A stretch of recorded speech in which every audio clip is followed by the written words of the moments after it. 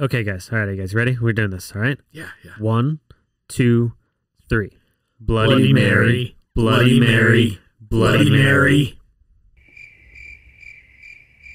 Nothing happened. What the fuck? Didn't do shit. All right, so tonight on the Twisted 10, we're going to go into some non-American urban legends.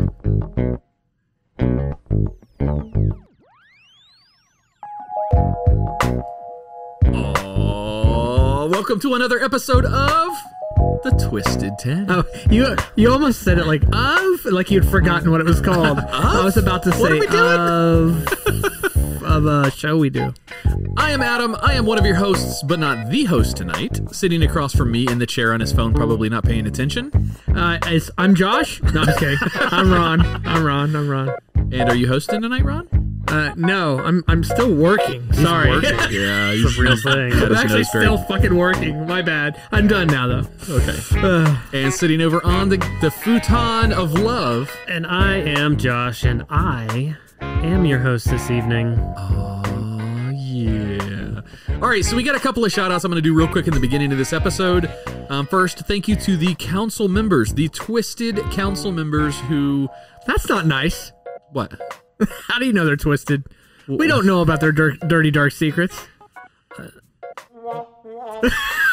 good enough. Thank you guys for your patronage, for supporting the show, and for hanging out with us in Discord, shooting the shit, hanging out during the breaks, all of that fun stuff. And if you're just joining us, we're giving some stuff away tonight. We're giving stuff away here. I don't know, it'll be 30, 45 minutes or so. We're going to pull a name. We'll talk about that, though. Heck yeah. Manscaped. That's our sponsors. We're giving some of their stuff away. It's good products.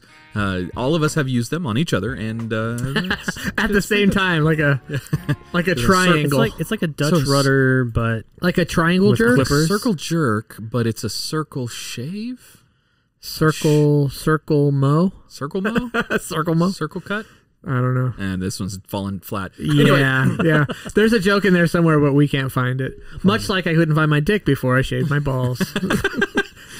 We have a new person that hopped into Discord tonight, and this guy called me before the show, and I'm sitting up eating my Taco Bell, getting ready for Andrew didn't cook tonight, so eating some Taco Bell, getting ready for eating the taco. I was eating Andrew's taco. No, wait, that didn't come out right. That's how we got two kids. I got a phone call and I'm like, holy shit, that's Omar. Like, oh, that's our boy Omar. What's up, man? So Omar is hanging out in the Discord with us tonight, and he's thrown some love our way. He recently took a job up north working for government contracting kind of stuff as well, kind of like what Josh and I used to do. In fact, we used to work with this guy Omar. But I'm wrapping this into a story. Ron, don't give me dad eyes over there. No, I'm just listening. Omar is Ron. You are his absolute favorite. He connects Seriously. with you. This guy has issues. No, I'm just kidding. He connects with you. He loves all of us, obviously, but he uses the podcast as a way to feel like he's back home. So we're representing Florida appropriately, and it maybe our stories are kind of close to his heart too, because he comes from the same kind of backgrounds that we do, sort of. He's military, so maybe he's more of a prestigious background than us, but he's also like way cooler than both of us. And actually both of you guys. Yeah. No, us, not you, Ron. Yeah, Just not us. me. Yeah. I do want to tell a story about Omar real quick, because this does kind of tie into this would be an after show story normally, but he's listening live tonight, so I'm gonna throw it out there. So Omar and Josh and I used to go and play poker at each other's houses all the time. Like we would do. Is this the story? This is the story. God damn it. So Omar, so we often have these things called gentleman's bets, and a gentleman's bet usually is $1 or something trivial. It's not a big expenditure. It's not a big deal. It's just a gentleman's bet. Like, Ron, I bet I can throw this football further than you. In this case, I know I couldn't. I know you have a hell of a good arm. That's right. Using it as an example. God dang it. If we said it's a gentleman's bet, that's an understood language of that's $1. It'll just be $1. Whoever wins gives the other, takes $1 from the other guy. Well, so Omar and I had a different bet. So we both are cocky poker players, talk a lot of shit, but usually can back it up, but always, sometimes the game is part of the game, but the attitude is the other part of that game. So Omar and I discussed a bet. Our gentleman's bet would be that the winner, whoever lasts longer in a single table tournament, like a friendly single table tournament, whoever lasts longer, the loser out of the two of us has to address the other person by a very specific title. You can't, like, if Omar wins this, if he lasts longer than I do in the game, I can't call him Omar anymore. I have to call him Poker Daddy. But it's not just at the game. It's any time that there's a deck of cards. So anytime there's a deck of cards, I have to address him that way, or he has to address me, whoever wins. I won the first night that we played, so he had to address me as Poker Daddy, and then he won like a couple weekends later. He won it, so he won the title back. So then this motherfucker at work, and we're working at NASA at the time, he shows up, at my desk, he's like, "Hey, Adam, how's the family? How's the kids? How was the weekend?" I'm like, "Oh, Omar, good. Nice to see you, buddy." He's like, He's like, "Look at my lanyard." And right around his lanyard, he had a deck of playing cards. He's like, "You will refer to me as Poker Daddy in this building." I'm like, "You motherfucker." That's awesome. So Omar, I think you should change your name in Discord to Poker Daddy, because you're officially the Poker Daddy. Oh, and I haven't played him since then, so now officially, if he has a deck of cards, I have to call him Poker Daddy. Still have to call him Poker Daddy. We didn't put a termination date on this. So damn, it's forever. Man, so that's not the story. I'll tell my shameful story from Omar's poker parties. Oh no, this isn't that one. Yeah, I thought it was. Is this as bad as Scott's poker party stories? Pretty close. This one's bad. So that night, I decided I was gonna be drinking. Adam picked me up. He was my DD, so I didn't have to hold back. Well, that's where that's the first fuck up right there, making Adam your DD. That's where That's where the night went wrong. A responsible person. Yeah, no, it was fine. He didn't drink. He drove. I got home. I woke up in my bed.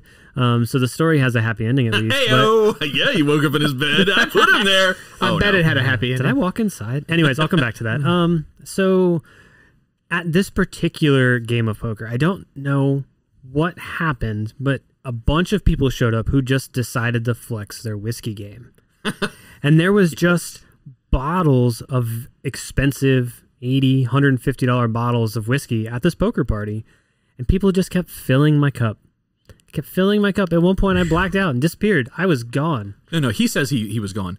We stopped the game with 8 of us. We're like, we have to find Josh. He is missing. I left. He wasn't driving, so I knew he didn't drive away, so he just wandered somewhere. We couldn't find him. Dude was gone. I still think I must have gone to piss somewhere or something instead of going inside the house again or something. That's the only thing that makes sense. Some dude woke up the next morning to check his mail. He's like, "What the fuck happened? Why are my letters all wet?" Man. Yeah, that was I woke up the next morning in my bathroom. My closet door was off the rails in the room. My wife was mad at me. Not mad, ashamed, really. It was... Been there, done that. Yeah. Oh, man, it was a night. You don't remember it, but it was a night. Not been that Omar even called us before your story began, and he said alter ego. Yep, that's Jason. Josh turns into somebody different when he gets to blackout level of drunk. Josh turns into Jason. And Jason can't shuffle for shit when he's drunk. No. Josh got knocked out of the game of poker, and he's like, "I'll just be the designated dealer." And about 6 minutes into him trying to shuffle one time, he's like, "I don't think I can do this." That's awesome. And all of us are just sitting back watching him having a good time. It was comical. Yeah, everybody was a good sport about it. That's almost like a little taste of what the after show's about. That type of conversation is our story. I should have saved that for the after show. Well, in tribute of our new patron, or not patron, but our new Discord participant, Omar, we're throwing some love his way. He's telling some friend stories. I mean, I'm glad he's a fan of the show, but he's a friend. Well, I have a drinking story, but it's a not drinking story. So here's the deal. Wow. So many of you might be disappointed. I swear, even though somebody asked me this today, when I told them, they're like, "Are you still going to be funny?" It's like, what the hell? I cannot drink for, if you include today, 74 more days. So I'm doing something called 75 Hard, or the 75 Hard Challenge. It was someone in our business, like I'm in the mortgage business, somebody in the insurance business, right? He did it, and he said it was just awesome. It really just got him motivated for life. It got him in shape. It got him mentally in shape. It just got him focused. He said it was like one of the hardest things he's ever done. So here's what you have to do, dude. I'm only 2 days into this motherfucker, and it sucks. But you're not selling it so far. No, I am not selling like everybody should go do it. Like if you want to punish yourself for being a fat bitch or something, yeah, maybe. For a fat lazy ass. So 75 hard. This is what you have to do. All right. First of all, no alcohol for 75 days. I'm out. Yeah, that's where many people would be out anyway. So no alcohol. What would we do in the recordings if all three of us weren't drinking? It'd be boring. Yeah. Hi, this is Adam with God Pod. This is NPR. NPR. You have to do 2 45-minute workouts per day.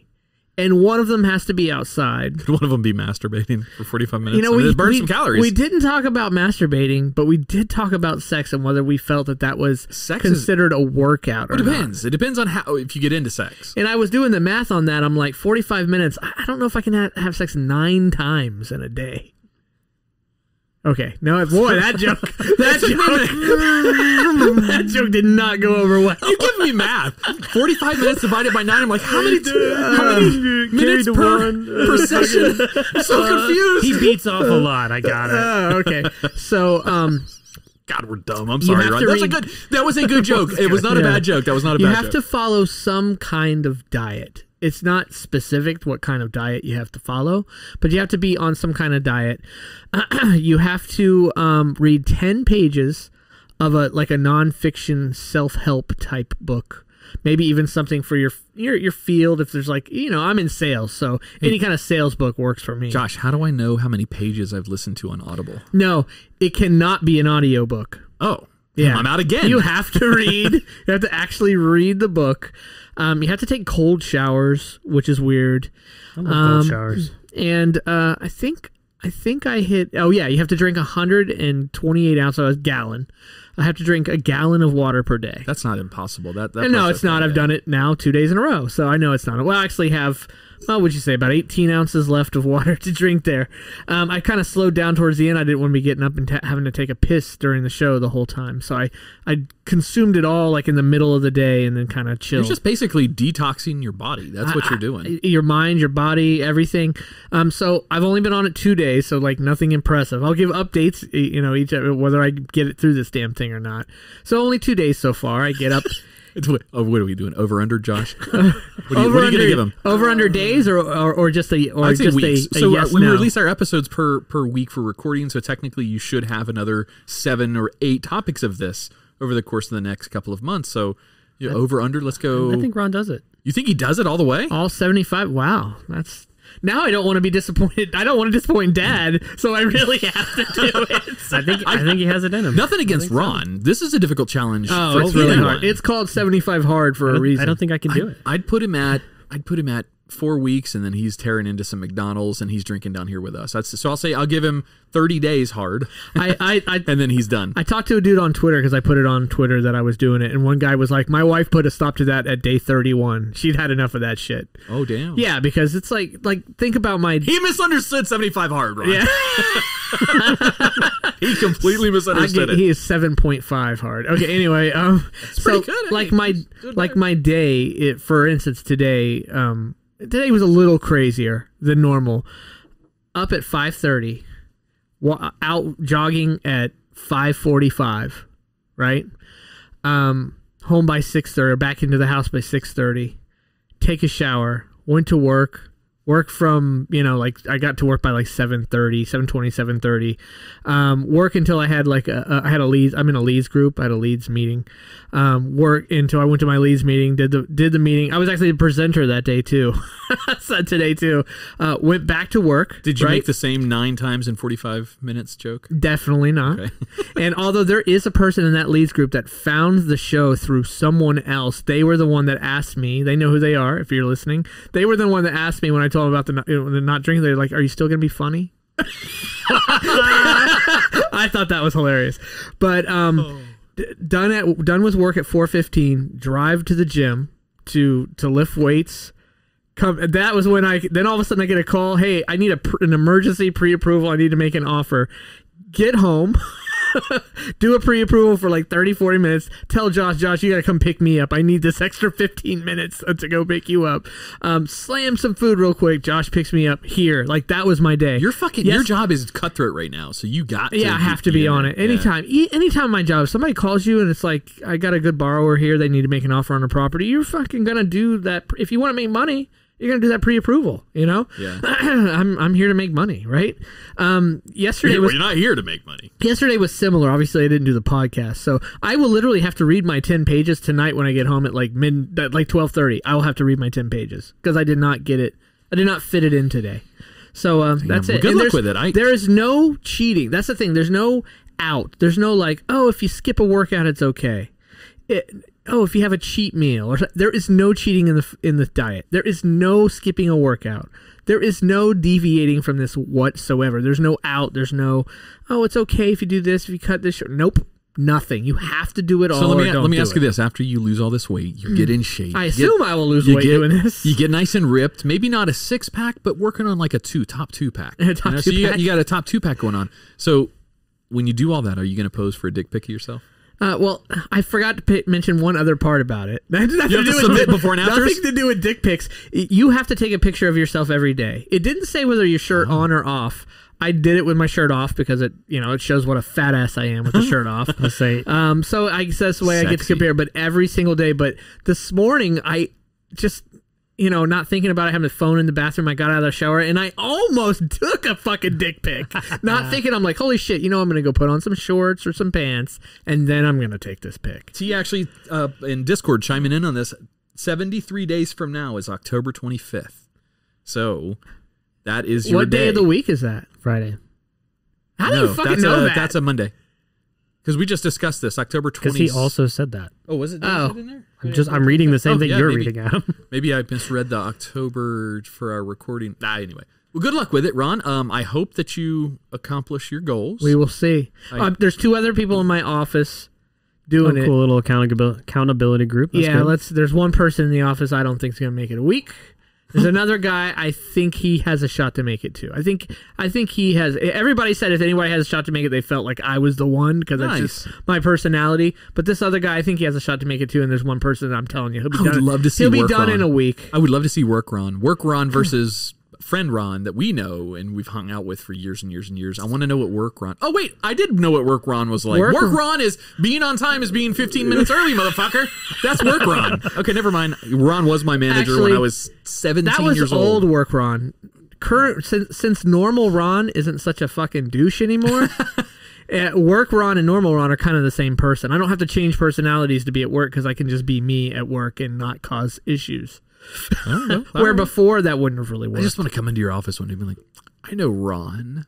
But like, he's over there in the corner sweeping. That's why when the girl when at the Lee's group today was telling me about the show and how hilarious we are and how much she listens to it every morning and she loves this show. Oh, that's and sweet. I was like, oh my God, my worlds are colliding. I'm totally mortified. That's what it's like when worlds collide. But I need to know, is she hot? I can't. She's listening.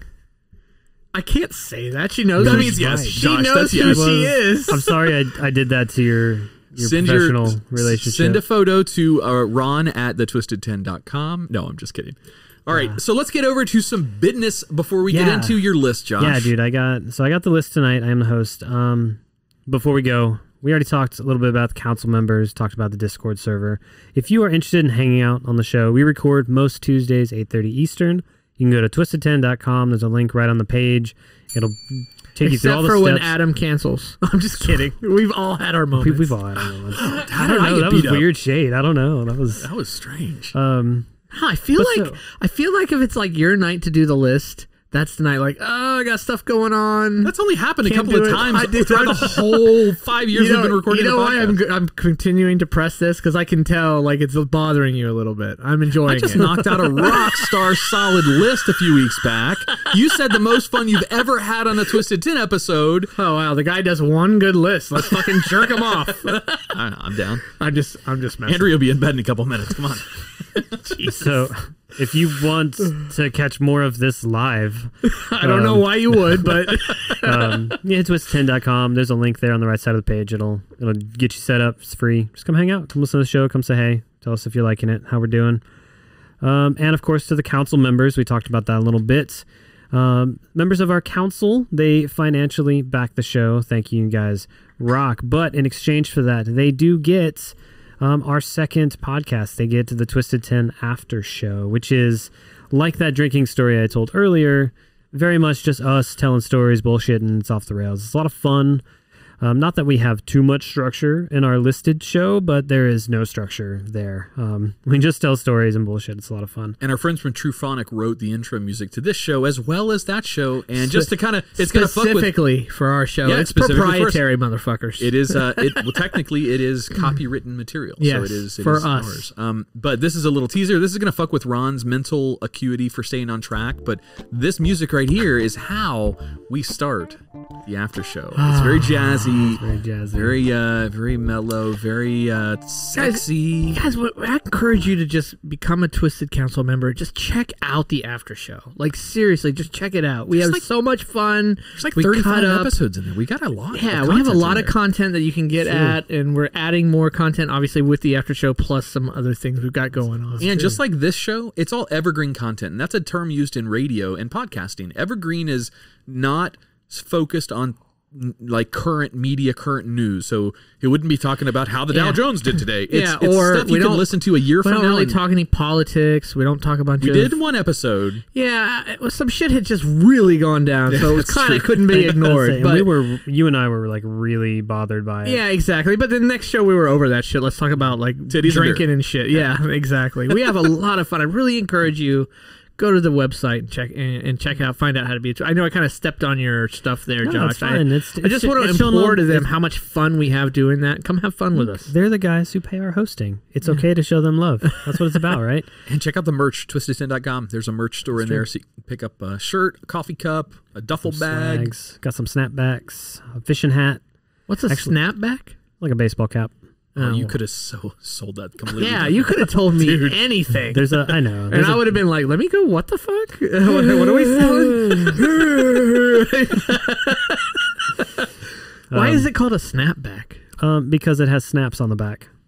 It's a hat, not form-fitted hat. It's a hat with a little snaps. I feel like fucking such an idiot right now. I have to say, the moment I envisioned, like I saw the snapback and like, snap, I'm like, God, I'm so stupid. And I'm not even drinking. I don't even have an excuse to say, oh, I was drinking. It was the alcohol. But, and of course, the big name on the list, Manscaped. So, yes, hell yeah. Thanks for supporting the show. Very appreciative of that. We'll talk about them a little bit later, but you go to manscaped.com. Michael Winslow over there. You use promo code Twisted10, all caps. God, that is such a dated reference. No fucking body knows who Michael Winslow is, but you and I. Michael Winslow just appeared on an episode of the X Factor or one of those. Was popular... Was he doing sound effects? He did his. He came out. Sorry, Josh. Damn, we're really tangenting. It's fine. It was only the most important part. He came out on stage and said, I took time away from my career performing, acting, starring in movies, whatever, so he could focus on his family. He said, this is my time to be with my family. He goes, my kids are grown. I'm ready to get back into it. So he said on that stage, he wasn't there to really compete. Was it America's Got Talent? That is one of them. I have no idea which one it was. All right, because that would probably be on around this time of year. He wasn't there to actually compete. He was just there to entertain the judges and the audience and get some national attention. Oh, so cool. That's cool. It was a neat. He did his bit. He did his whole sound effect. For those who don't know, Michael Winslow is the guy who did the bomb ass sound effects in Police Academy. He also had a little scene in Spaceballs as well that he did sound effects. What? Yeah, he does it with his mouth, so to speak. We did not finish talking about shaving our balls, though, did we? No, there's just the part that I definitely want to get out there and have to get out there. Yes. Manscaped.com. Use promo code Twisted10, all caps, one word, for 20% off and worldwide. So is it manscaped.com/Twisted10? Man, let's talk about that. That site was up. It is no longer up, so I don't know what Manscaped is doing. Did we already fucking get fired? we already got fired. So our show has been out like 8 hours. What the hell happened? So I tried it earlier today. I was going to go check it out again, and it's not working anymore. So they're obviously having technical issues of some sort, but the promo code does work. We totally got fired. But checks are still coming in, buddy. We're all right. Yeah. I think I've done enough shilling. Let's talk about the list, yeah? Ooh. Yeah, let's get to it. So the title of our Discord channel for the live stream is often named by the person hosting the show. Tonight's name for the host for the live stream stage is called Spooky.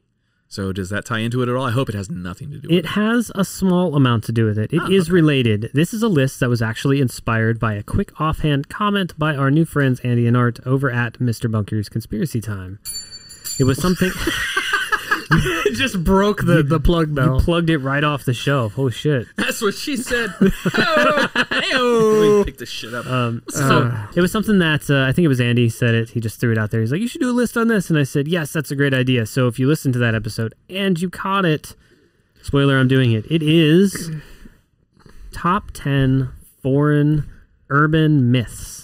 Ooh. And legends, yeah. Foreign urban. Foreign. A specific requirement to be foreign. So El Chupacabra. I say there's going to be some on here that you're going to recognize. They're very prominent foreign ones. Loch Ness Monster? But when they are... I actually didn't put Loch Ness Monster on here. Thank you. Yeah, it's been so running to played the out, ground. right? I think that was dead now because the guy who originally founded he on his deathbed confessions. Yes, deathbed confessions. Yeah. Did I do that one on my deathbed confessions? I'm not sure, but I know we talked about it. I really missed it, didn't I? I know we talked... I know we talked about it on that episode. By the way, that episode is now like our number 2 most downloaded and listened to episode of all of our Twisted Tens. It's number 1 since the reboot. Skyrocketed. Yeah. So good job, Ron. Yeah. Do more like that. Be funnier. I know. Be funnier. Dumbass. Start drinking again. Start drinking. I don't think you'll make it past tonight, Josh. I know. You know, the sad part about this challenge is I could literally, you like talk about, let's see how long you can make it. I could blow it right now if I wanted to. 3 seconds with this bottle, with these bottles of booze in front of me. You could blow it right now. No, I'm not. Oh. Adam, we need to get you laid, bro. Yeah, that's true. Yes. Oh, Jesus. So they threw it out there. You know, it was actually kind of a tricky list to get some information, like get information put together on, because there's a ton of like blogs and websites that have done urban legends by state and urban myths by state and in the U.S. And I know it's because I'm in the U.S. that I'm getting it. It was tricky to find outside of like collected list pages information about some of this stuff. So some of this stuff is going to come from insider.com. Some of this is coming from Wikipedia. Some of this is from a website called Russia Beyond. Ooh. Yeah, it's like rbth.com. But those are the 3 big ones that I pulled information from. So of course, want to give them credit that is due. Their writers did a good job. Did you get desperate and just start searching by country, like urban legends in Germany, urban legends in Russia, urban legends in China? So honestly, behind this is a little bit behind the scenes, but I bet you do. As I ended up looking, I ended up on a Wikipedia page, which is just urban legends, and they have a bunch of them alphabetical. So I was like halfway through the list already when I found that, but it was like where I was like, why would I go anywhere else? They're like laid out. So I found a bunch of really cool ones. So some of these are very, very spooky, creepy. Some of these less so. Some of these are kind of funny. I think we'll laugh at a couple of these, but you guys ready? Let's do it. I'm ready. So it's officially top 10 what is it? You know What's the official top 10 what? foreign urban legends. Foreign urban legends? Foreign urban legends, but I guess maybe we should retitle that. We should call it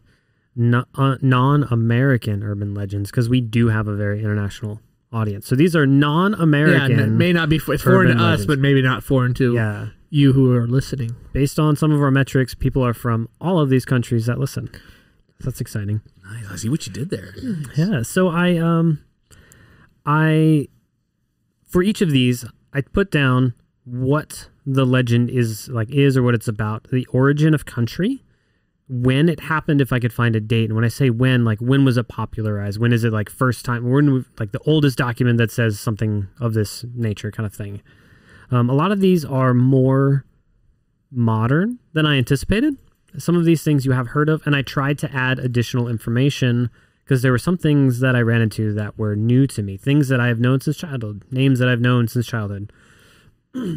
So number 10, starting with a little low-hanging fruit, that is the Yeti or abominable snowman. It's the snowy Sasquatch. The snowy Sasquatch, yeah. So I had it at the end of this, but I'll throw it out here now. So, well, actually, I'll add it in. So actually, I have some stuff about Bigfoot in here too. So the origin of the Yeti story is from the Nepalese Sherpas of the Himalayas. Badass motherfuckers right there. Oh, yeah. Sherpas for are sure. badass dudes. Yeah, you know those people who climb Everest, and that is like an incredible feat of athleticism? Check out the dudes that go with them with their backpack. The guides who do it twice a week. Yeah, those guys. They're mountain climbing caddies. What I, That's 100% right, yeah. And what I didn't realize about Sherpas is that they are considered like a standalone like subculture of the Nepalese. Like the Sherpas live up in the mountains. So not only are the Sherpas it's referring to a people, to say like the Sherpas help them. It's not a job title. It's the people of the mountains in Nepal. I feel like when you said Nepalese, you were just trying to sound smart. I just wanted to throw that out there. I immediately, my mind's going right to the gutter. I'm thinking nipples. That's all I heard. we really need to get you laid. Hey, during the break, we'll go take care of it upstairs. Okay, sounds good. When you said Nepalese, I don't know, just something about it. Yeah, you said it. You said it right, and I knew what you meant. It just sounded so pretentious. I just want to let you know how Nepalese. you sound. You know what it was? Oh my god! Josh, I'm just messing. I'm totally messing with you. No, it's good. Maybe it's a comfort thing. We know some Nepalese people from just some. Are they Nepalesians? Legion? No. Legion? Nepal is the country, Ron. Yeah, I got. They're Nepalese. So Nepalese is already the that's adjunctive pronoun. Oh, get the fuck out of here! Adjunctive. Nepalese. Whatever, we're making Ron feel dumb. Hang on. You guys spend your life making me feel dumb. And it's not very hard. He's already on this roid rage. Look at him. He's roid raging over there. When fucking snapback stumps me, I mean, it ain't hard to make me feel dumb. So we all know the Yeti. For Americans, it's like Bigfoot, but it's just we got white fur, lives in the mountains. Just 6 foot tall, furry, kind of ape-like man figure. In 1928 was the first time the story was like written down and popularized. So not to say that it isn't older than that, but that's when someone wrote about it and said the Sherpa talked about the Yeti and shares the story of it. It had a different term to it, but there's an origin story to the Yeti. Did you know that? Not just like we saw it in the woods, but like there's a story behind it. So I'm so confused. So we're talking about the cup that keeps your water cold? Yeah. It comes from the mountains of Nepal. That's pretty cool. That's where they and it's elusive them. and hard to spot. It is considered, in Nepal, they discuss it as a thing that's out there. They have measurements for it. It has a roughly 13-inch foot. It has an average height of 6. Sorry. Josh he held his hands up like he caught a fish. It's got a 13-inch, and he looks me dead in the eye. Foot. As to say, you pervert. So, as one of the story goes, so there was a village of Sherpas. They were being tormented by a group of Yetis. They decided to trick the Yetis into getting drunk and fighting each other. The surviving Yetis declared revenge and moved up higher into the mountains, periodically coming down to terrorize the Sherpas. So, do they also eat beef jerky, or is that just Sasquatch? That's just Sasquatch. Come on, gotcha. You know better than that. Okay. Jack Links. So it started, let's see, in there's a Yeti in the cartoon, the classic Rudolph the Red-Nosed Reindeer. There's a Yeti in that. Yeah. Like the weird looking, almost claymation looking one. Yeah. Okay. The superior one. Oh yeah, you're right. So good. You're right. It's like the monster thing. Yep. It is a Yeti. That ends up being nice at the end, right? Yeah, I think so. Something like that. Awesome. So, shortly before the Yeti term was popularized, 1921, a journalist named Henry Newman interviewed locals who told him about the existence of Metokangmi, which means man, bear, snow, man, as it translates. Man, bear, snowman. But that's how it was translated. He mistranslated the meto part to mean filthy, and he chose to use the word abominable instead in his journalism. Abominable snowman. So that is how the term abominable snowman was born. Discord checking in. Snow monkeys. Snow monkeys. Yeah. So I didn't put Bigfoot on the list as a standalone thing because it's basically the same thing as the Yeti. When I say basically, they're exactly the same story, except one's elusive in the mountains of the Pacific Northwest, one's elusive in the Himalayas. And one has brown fur. That's like the only difference between their stories. But Bigfoot did come later. It wasn't really written about until 30 years later. There's actually recently been a this isn't a joke. It sounds like it's a perfect setup for a joke, but it's not. There's actually been a recent Bigfoot sighting that our friends' shows have kind of talked about on some of their social media. Like there's new footage of a Bigfoot. Yeah, it's really kind of cool. Ooh. I think it's up in Washington State or somewhere that they've got some video of it. It's pretty neat. Man, I'll have to go check that out because that's always. I love watching people dig into conspiracy theories because it's just like watching insane people. It's you know what though? That's the itch, man. That's the itch. It's just like somebody panning for gold in a river in the mountains. Occasionally you find gold. Occasionally some conspiracies turn out to be fucking true. That's true. That's the craziest part. Like UFOs on the UAPs? UAPs. Okay. Sort of. That one's interesting. But like the other ones, like the big one that's supposedly going to come out very soon is all the additional information on JFK. Oh, yeah. We've been talking, I mentioned this before. You've been talking about that shit for 30 years. I still ain't seen nothing. Like, I'm done with it until I see it. Well, you know what I mean? Been talking about it so long. MK Ultra. We'll just go with that then, because that one has proven to be, that maybe. How about the Tuskegee Airmen? Those are all government. Oh yeah, Tuskegee Airmen. We know for sure. I had that in a list. Yeah, I think we've talked about Tuskegee Airmen a few times on the show. Yep, a couple times. Yeah. So that's the origin story of the Yeti. All right. Number 9. Number 9 of foreign non-U.S. urban legends. Yeah, non-American, non-U.S. urban legends. El Chupacabra! Come on, do it. Number 9 is a genie. Oh, yeah. This is a story that hails from UAE, the United Arab Emirates. I'm going to do the best that I can. Oh, please. My apologies in advance. Oh, please. It is... You doing a voice? Al-Duwai. Of a name. Al-Duwai. So anyways, that's the name of this female genie, this female Jen. Genie is... Is she hot? Yes, actually she is. All right, I'll Google it real quick. Just let's just make sure. Just to confirm. So I actually... It's a good question. Before you continue, do we have a twist on your top 10 tonight? I do not have a twist. Okay, that's fine. Not every list has a twist. In fact, mostly lately they haven't had twists. Yeah, we need to do a better job, boys. I mean, I haven't done a twist in forever. My twist was a contest that you guys both brutally lost and embarrassed us as a show for. God, yeah, we did. That was tough. We did. He can't come back. No, he's never allowed. Dan is never allowed back. Unless he brings whiskey. Unless he brings another top 10 whiskey list. Yes. He has 10 more. But not until after October 25th. Enough now, yeah. Has to be after October 25th. All right. Or next week when I break. What was the genie's name or the Jen's name? It is... Al-Duwai. UMMALDUWAIS. And as a special little thing for the folks hanging on Discord, I'm dropping a YouTube link to someone who claims they saw this Jen, caught this witch, this demon on video. So just thought that was fun when I came across that. But the story goes, this woman just shows up as this genie. Sorry, not a woman. This genie shows up. This Jen shows up, and she's a beautiful woman, and she entices men, goes out and entices them, and then when she gets them alone and they're fully enchanted, she eats them. Oh, damn!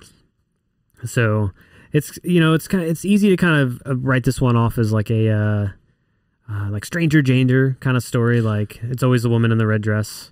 I got the picture of from the Matrix. How do you pronounce it? Al-Duwai. What do you think, Ron? Is my guess. You bastard. Anyways, for everybody else, is that the dude the buff dude that just sits on the edge of the bed with the giant dong? That I don't know. I just pulled up a picture of. So for everybody else.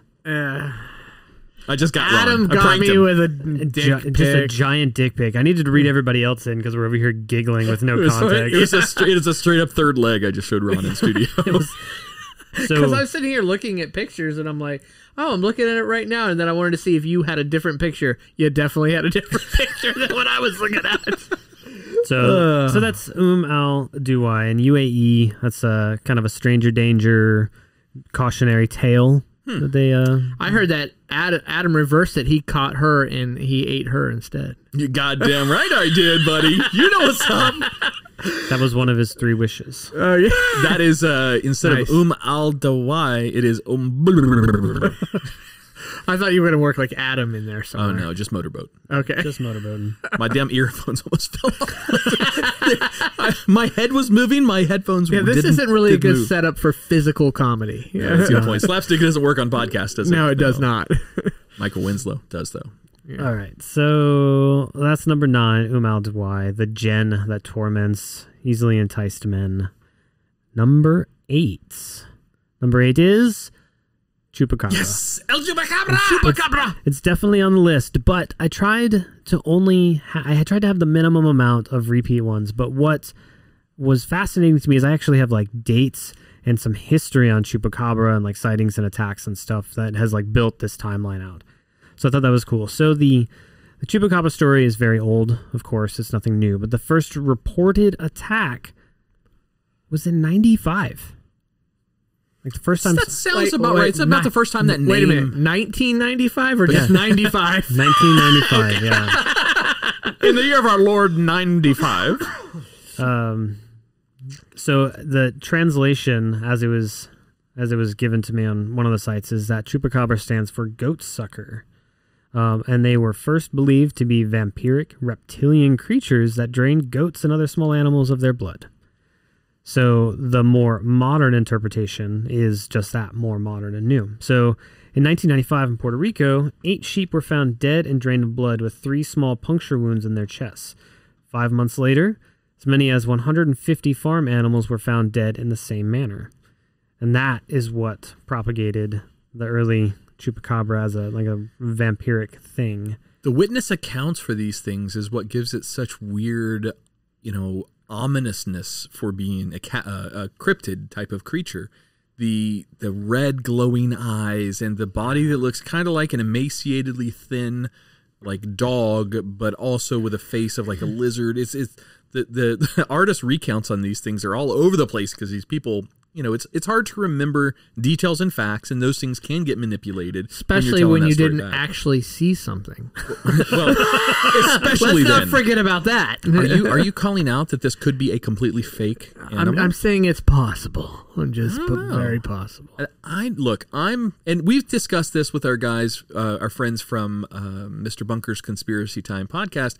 I am usually the type of person, I'm a skeptic. However, I love the fascination of a story like this because I don't think that humanity is smart enough. As smart as we are, we don't know everything, even about our own planet. Absolutely. So creatures we're finding on the bottoms of the ocean or in desolate locations. Dude, like how late we found the mega mouth shark. This gigantic freaking shark that we found like so late into the game, or the first time we actually saw a giant squid on video. We just discovered bones of a brand new species of human, the missing link, sort of. I'm sure you probably no, I don't know anything about Seriously? that. How did I miss that? All right, well, I'll find it in the break. Yeah, so we'll find talk the break. I want to hear about that. Yeah, That's we'll awesome. find it. But I think humanity is very arrogant. Our Homo sapien species is very arrogant to think that we know what we were talking about.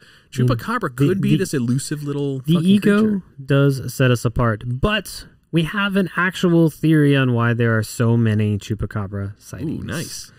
So there have been, since then, Chupacabra sighting reports all the way from South America as far north as Maine. They've claimed it as far north as Maine. Yes, I think it was a Chupacabra. But the consistent thing is that it's always been down the you eastern... think people from Maine talk? Best I had, sorry Josh. Sorry, Josh. It's been down the eastern United States and then the northern side of South America. So there's like this consistent region of the world where it shows up. Again, not terribly unlikely, as people like to be involved with like a cool myth, like being part of something greater. There have been alleged Chupacabra bodies that have been captured, and you're not getting ready to show me a Chupacabra being a big dick again, are you? Is that why you're laughing over there? No. Okay. I was trying not to laugh and interrupt Josh's story. Okay, I apologize sorry. again. Sorry, it's going to be one of those nights. We're stepping on it, aren't we? That's fine. I'm just going to start talking louder. So they're finding... They have captured Chupacabra corpses, and they're all finding that they have some form of mange, where their hair is just fallen out and they look sickly, like the leathery-skinned reptilian description. So they just finding animals that have specifically sarcoptic mange turned up a few times. Sarcoptic mange. Yeah, I don't know what makes it different, but that came up a few times as something that was recurring with I've never heard that chupacabra corpses. Neither had I. I'm going to Google it. So Discord this is topical. Discord is checking in. Why does the chupacabra only attack Latin folks? Fucking racist. Yes, from our new friend, or not our new friend, our old friend joining us for the show. It's from Omar, yes. Who is Puerto Rican, right? I hope I didn't get that wrong. You can never, if a person is Puerto Rican, you can never call them Cuban. And if they're Cuban, you can never call them Puerto Rican. I'm so sorry if I got that wrong, Omar. I think you got it right. Omar's going to let us know in Discord. Yeah, sure. Sarcoptic mange, it's caused by a different parasite mite than the other type of mange. Oh, okay. So just a type. However, if a Puerto Rican and a Cuban were to have a baby, that would be the most beautiful creature alive. Just saying. It started off real racist, but then it was complimentary. Oh. Didn't intend it racist. No, it just. Oh, you were expecting a joke. I was expecting a horrible joke. I'm what happens when a Cuban and a Puerto Rican walk into a bar? Yeah, exactly. Thank you for finishing it off lovely instead of. They're both beautiful cultures and some of the most beautiful women. All right, continue, Josh. True story. So, but yeah, so that's yeah, no shit. Dude. So that was number 8. Chupacabra. Turn around in front of Adam tonight. Adam, why are you drying up in the air? I can't help it. Number 7. Number 7 comes from Beijing, China. It had a few different names because it's like all of these have different variations. I generalized and pulled like one version of the legend in a lot of these, but most of these had other like regional versions of their urban legend. Is it COVID-20? Sorry. I'm glad you broke the ice on the jokes about China. I'm glad you broke that ice because I held back like 6 there. I can't help it. Sorry. Hey, they can't hear our podcast anyway. So good. So I settled on, it's called The Last Bus. And it's an urban legend. The Last Bus? The Last Bus. Yeah, so this one, I mentioned earlier, insider.com. They did like all of the information I needed, dates, times, the story was all put together. So, thanks to them. But the story goes, on a dark and stormy night, a bus is traveling. It's late at night. It's on its last route. It's the end of its last route. It's picking up. It's heading in. And they get flagged down by 2 guys. And bus driver's kind of hesitant. It's late. They're not at a bus stop, but he's being nice. He stops. He picks him up. It turns out it's actually 3 guys, and there was the 3rd guy that he couldn't see was being like held up, not like by gunpoint, like being held up physically, like he was drunk or something. And they all look like sickly and just pallid and gross. But it was in a couple of the versions that he writes off that these people are sickly, but they're in costume, like they're actors and they just like hadn't cleaned up or anything, they're just on their way home and they're whatever. He just writes it off. Go on the bus, he goes through his route, and it's getting later and later in the night, and it ends up being an older person, because it's been both a man and a woman. It's an older person and then a younger person. And the old person like starts a scene in the back of the bus saying the younger person took their wallet and picks them up by the shirt tails and drags them off the bus to take them to a police station, which is a story that would work in early 1900s China because there was that sort of respect they could hold up. It just wouldn't work anymore. Anyway, so early 1900s is the story. So holds them up by the shirt and takes them out. So I'm taking them to the police station, turn them in for stealing my wallet. They get off the bus and the bus driver fucking leaves. He's gone. And the story is now from the account of the younger person who says the old person who got him off the bus said he had to leave and he needed somebody's help because he didn't have legs, and that this person was floating legless or with legs and floating off the ground. I thought that was weird, but they were floating with or without legs. And when he goes the next morning to the police station, they look into it, and I guess the bus never makes it. It's found several days later with 3 bodies in it. No shit. So it's like this legend about the last bus where just, and it's like regional, where just the route and the time changes, but it's all basically the same. Just this last bus that is just found with no driver and 3 dead bodies in it. And or it's a David Blaine setup for his next bit that he's going to do. He's going to float with no legs. Yeah, he's going to float with no legs. I'm sorry. The other detail is that the bodies are severely decomposed, like extremely, not 3 days Way old. more than 3 days worth. Yeah. Okay. So it's like these old bodies are found. I just started watching Fringe again, starting that whole series from the beginning. I never watched Fringe. That kind of shit is in there. Stuff with like bodies that are decomposing way beyond the time where they're supposed to be. Like a body that was shot that evening has already been like decomposing for 10 years type of thing. It's really bizarre. Weird. I wonder... Do you ever get jealous? Occasionally, but I put it on my peanut butter. Very Only jealous. of people with lisps. Do you ever get maybe a little, I don't know, ignorance is bliss, right? Like that expression. Now, when I say right, I'm not saying the that irony it is the person that could answer yes to that statement doesn't know. Is me, yeah. No, they don't know. Yeah, me. Right. You're saying it's me. That's what you're saying. Now, the ignorance is bliss thought. That story that you tell, it's a cool story, but how much cooler of a story is when you listen, you believe it, right? Any of this stuff, it's so much more cool to you if you actually believe it. If someone tells you there's a ghost bus, somebody tells you about this ghost bus, and that is so. Oh my god! True. Being a child, that is so bad. Like being a child, or being or just back in this was early 1900s, right? Yeah, people were way more inclined to believe that type of thing, versus now, where people are like, I don't know if that's true. I left one detail out, and it ties into the date.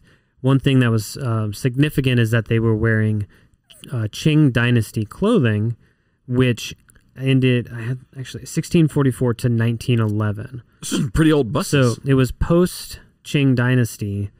So the origin date is post 1911. So I don't have an actual date, but that's why I say early 1900s for that one. Okay, gotcha. Wouldn't that be more like trolleys? I mean, I don't know China circa 1910, but did they have buses?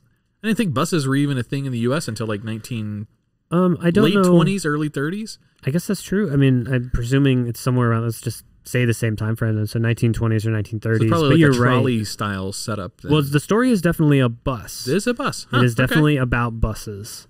I know that's trivially uninteresting and boring, but I was just curious because at the era, he's totally trying to poke holes in my urban legend. Floating legless I believe it 100%. I'm on board. I'm on board with this. I just want my vision in my head to be accurate. If it's a trolley, motherfuckers, it's a trolley. I need an exact day and time, please. Which route through? Yeah, which route? Hong Kong. Where did you say? Beijing. I like that beef. See what no alcohol gets me?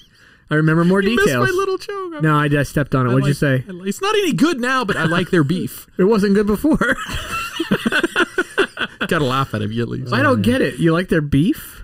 Beijing beef? Never heard of that. Fucking great from Panda Express, buddy. That shit is the shit. Panda Express. Wow. Oh, wow. Okay. So number 6. I love this one. This one comes from the late 1960s.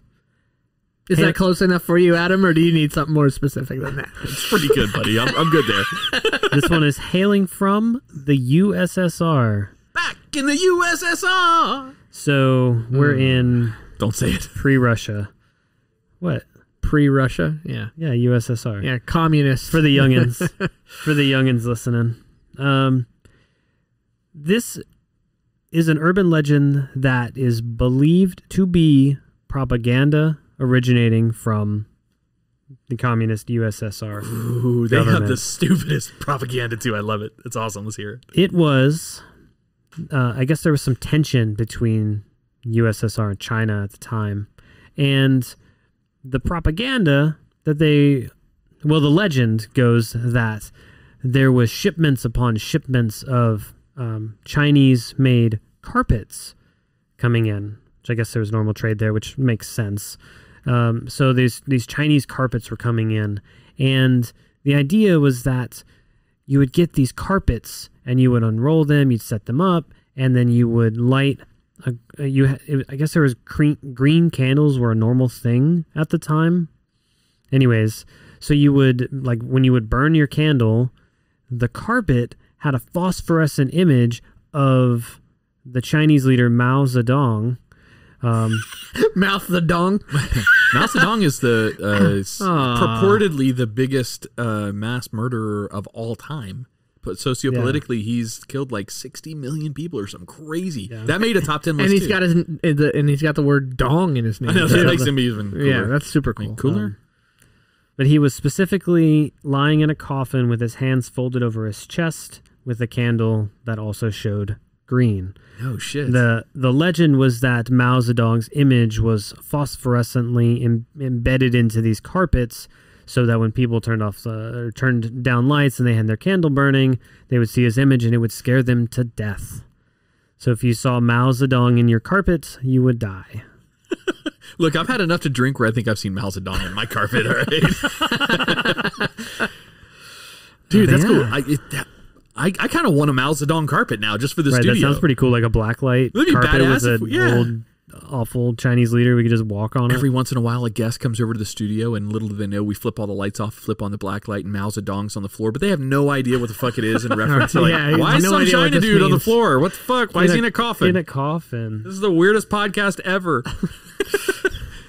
Oh, that'd be awesome. All right, good start. So, fucking good show so far, Josh. So, of course, we do want to take a minute real quick and talk about Manscaped. Hell yeah.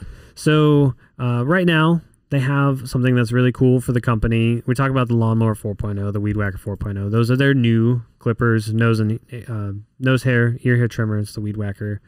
They're great, but the big thing that's happening for Manscaped right now is that they are now shipping internationally. They've added a few countries, and you can now have access to Manscaped products overseas. And we're in, I think last count was like 86, 87 different countries for the Twisted 10. Yeah. It's where our consumers regularly download our shows. So not only that for Manscaped, but come on to the Discord and let us know where you're from, because we would love to talk to a listener in India or talk to a listener I got a question. in Russia. How are we in more countries than we have listeners? That's my VPN. I connect to the different countries. You bouncing the signal around trying to hide it? Or better yet, because Ron's a dick, take a picture of your Manscaped groom junk and send it to Ron on the Discord. Just DM him directly. And I don't want to see it. Don't email it to us. You can tweet it to me if you want. Slide into my DMs at the Ron Canniff. That's awesome. Dude, I want to see. I just one dick pic. I don't want to see a dick pic. Give me a second. No, that doesn't count. I want to see if one person out there would send me. It doesn't have to be your dick. Just some kind of dick pic. Some random. Does it have to be their dick? Just to know someone's listening. Does it have to be their dick? No. Or could it be just a random pic? When I said could it be LeBron's pic from that one game where he pulls his? Oh my god, he has like a 2-inch penis. I know, right? That was really poor LeBron. I know. He was blessed with a lot of basketball talent, but not a big dick. Maybe it was cold in there. Give the guy some credit. Maybe it was cold. So he was playing basketball. He wasn't cold. That's a good point. That's a good point. But back to Manscaped. Yeah, just wanted to let you know that they are approved by one of our friends and former hosts of another podcast of ours who used to sit in with us and kind of podcast with us. Our friend Go Joe, Jay Cray, is a Manscaped fan as well. So he gives that big thumbs up. Big thumbs up. And after we come back, I'm going to throw some names in a hat. Oh, we're going to do our first drawing, right? We're going to do our first drawing. Yeah, after the break. Sweet. All right, so you're going to listen to something a little special tonight. This is a new to our listeners release from Truphonic. This song was themed after Ron's sex life. It is called So Good. Oh, I thought you said so. I thought you were going to say so low. Han? It's so good. The way you live so differently. I don't think you could spend a day away from me, and though I feel the same, I'd never let you know. I can't ignore the feeling, I should take it slow. Well, you open my eyes, change my perspective. I won't say I'm addicted, even though that's what I'm thinking, but oh, I know I should. I should be quick in deciding to empty out my wallet for the feeling you're supplying. Cause oh, it's so good. The burning desire takes me higher. I'm bound to be always beside her. hurt and misunderstood? Why would I stress when I feel it is oh so good?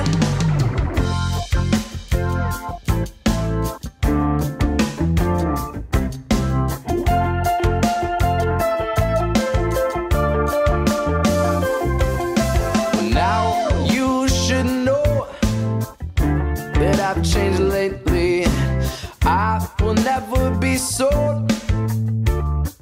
Question everything in the world. We think we see what we think we believe. Sold to the powers that be. The burning desire takes me higher. I'm bound to be always beside her. I may be hurt and misunderstood. Why would I stress when I feel it is oh so good? Oh, it's so.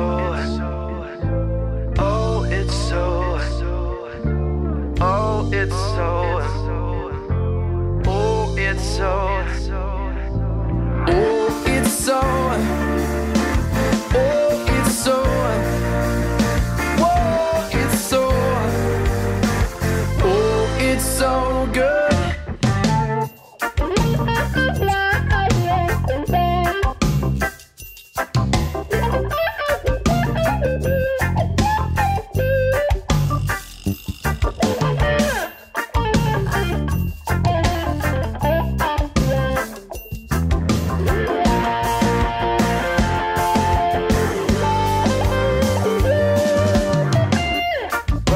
Desire takes me higher. I'm bound to be always beside her. I may be hurt and misunderstood. Why would I stress when I feel it is oh so good? Welcome back to the Twisted 10. I do want to throw something out there before we get back into the show. So I had it was a throwback weekend. I invited a secret guest and his wife and kids over here for my 3-year-old's birthday party, which of course had some adult things to do. Like we had a big water slide and some other things set up out here. An orgy. Yeah, that was when the kids went to bed. But no, Jay Alvarez, one of our old hosts of the Twisted 10 and also Living Podcarously, him and his wife, fiance Lorraine, and their 2 kids came up here and hung out for a while. So it was almost like having the full old Living Podcarously cast in the house. Because Tack was here. Tack showed up. We baited Tack. And it works great. We baited him. But it was just legitimate bait. It was a hook with a real worm on it. There's a girl that Andrea, my wife, is introducing to Tack, and she already says he's cute, and you know they talked about him a lot. Did she even come or no? Her kid we had 17 people back out of this party. That includes the kids' account. Because of COVID. So many fucking people have COVID out there that everybody's like, no, we can't. My kid's got COVID. My other kid tested negative, but one kid tested positive, so we're not going nowhere. So everybody's self-quarantining again. And so they, it is what it is. It's okay. It's what we live in now. Our area is like number 9 for the country, so... Yeah, it's insane right now. Like the 9th metropolitan area. You're probably getting COVID from us just listening to this podcast. But anyways, that topic sucks. Yes, so let's not talk about it. But Jay and Lorraine were here, so Jay, giving you a shout out. I know you're listening. He's going to come back in and host. I think he's coming in with host Lorraine or just hang out. No, he wants to host. He and Lorraine are going to bring a list. We're going to figure out how to do 5 mics in here. Uh-oh. That's fine. We have the equipment. Make it work. There's a 5th mic. That's fine. We got a sound engineer. He'll figure it out. Was that me? That's you. Oh, shit. Uh-oh. All right, Josh, this is your list tonight. So, all right, so we are recap us. Yeah, we're doing Twisted 10's top non-American urban legends. That's a mouthful. That's a mouthful. We're gonna have to workshop that. That might not make it to the final print. Yeah, that's cutting room. So number 10 was the Yeti from Nepal. Number 9 was a specific jinn or genie, Al Dawai. I think that's a silent from UAE. That's like Dubai. Big dick. That's what you saw, Ron. Big dick. What's the other big city? There's Dubai and Abu Dhabi. Abu Dhabi. Yeah. So those are the two major cities out there. Abu Dhabi, Abu Ghraib. Oh, and that's a base. Number 8 is Chupacabra. Kind of all over Puerto Rico, the north end of South America, eastern United States. It was big in Bogota when I lived there. I say it was big. It was like part of their lexicon. It was a thing. Yeah. It was just it was real to them. Number 7 was the last bus story from Beijing, urban legend of the dead bodies on the bus.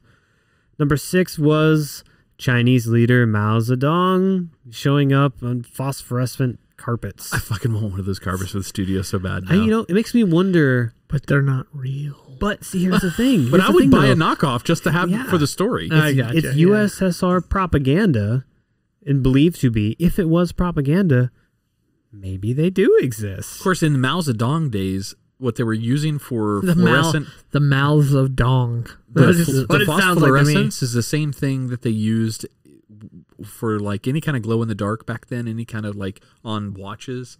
I don't even remember what they used to call those girls, but the people who used to paint the glow in the dark paints onto they would literally glow when they left the factory because they were being irradiated. So the Mao Zedong carpet is probably this was the late 1960s. That's right, in the same era. So it probably would make us all infertile at this point. Wait, that'd be a good thing. Hang on a minute. I'm going to rub my balls on a Mao Zedong carpet, and I don't need a vasectomy.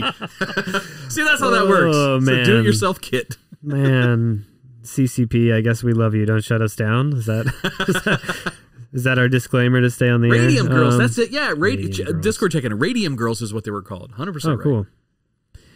So number 5, I think this is another one we're all going to have heard of, is the urban legend of Bloody Mary. Oh, yeah. Bloody Mary, Bloody Mary, Bloody Mary. I thought that was an American thing, though. It is. Or a United States. So I tried tracking down where it came from, or I guess trying to confirm where I thought it came from, because the most prominent theory, because no one really knows, there's a few origin stories.